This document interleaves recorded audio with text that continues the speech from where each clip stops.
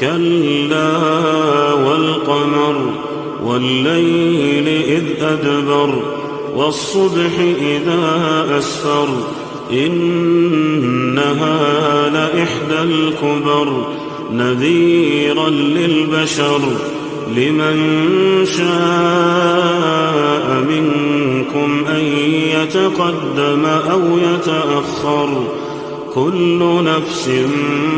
بما كسبت رهينة إلا أصحاب اليمين في جنات يتساءلون عن المجرمين ما سلككم في سقر قالوا لم نك من المصلين ولم نك نطعم المسكين